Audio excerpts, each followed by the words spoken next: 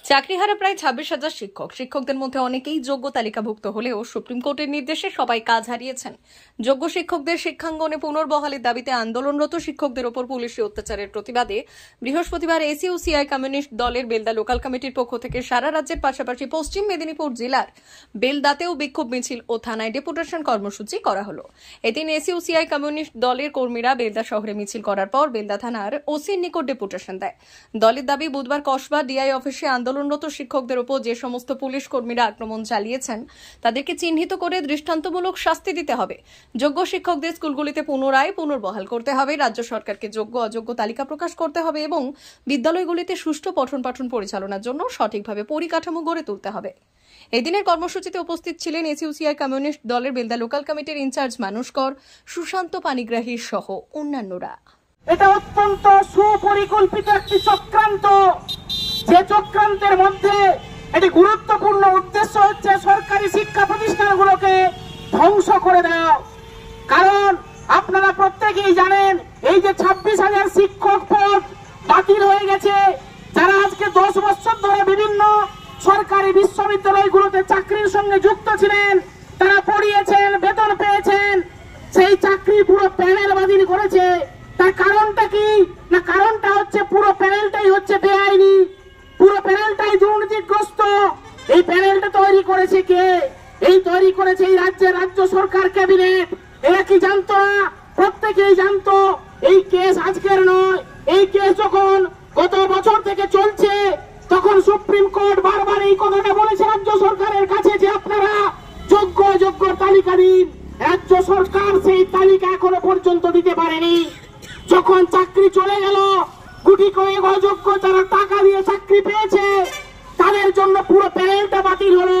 যারা যোগ্য শিক্ষার্থী, যারা যোগ্য শিক্ষক, তারা পথে বসেছেন। আজকে বন্ধুগণ, আমাদের রাজ্যের মুখ্যমন্ত্রী নেতাজি ইন্ডোর স্টেডিয়ামে ডেকে মানবিক মুখ প্রকাশ করার চেষ্টা করেছিলেন।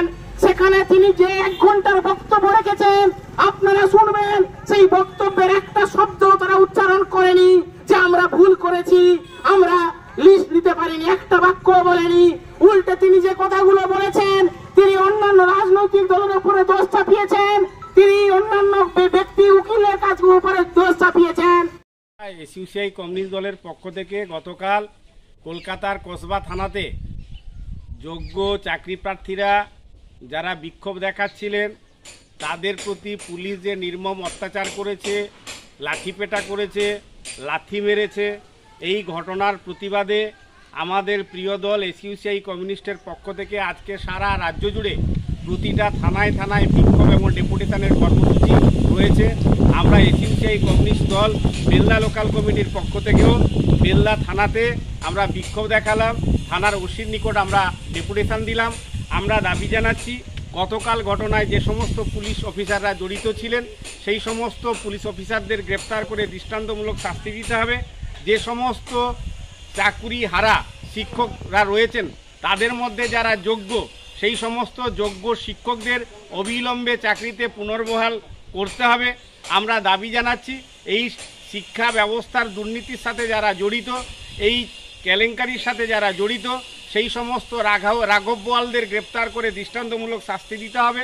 এবং প্রত্যেকটা বিদ্যালয়ে আজকে পঠন পাঠনের যে পরিবেশ এটা অনিশ্চিত হয়ে পড়েছে, রাজ্য সরকারকে এই পরিবেশটাকে ফিরিয়ে আনতে হবে, পঠন পাঠন ব্যবস্থা সচল রাখতে হবে। মূলত এই 4টি দাবির ভিত্তিতে আমরা থানার সামনে বিক্ষোভ এবং ওসির নিকট ডেপুটেশন দিলাম। সোনার অলংকার মানে আভিজাত্যের অহংকার, চির বিশ্বস্ত, চির নতুন। বেলদার নবতম Tanushree hallmark jewellery house, Belda main road, Punjab ব্যাংকের বিপরীতে, যা আপনাদের সেবায় নিয়োজিত।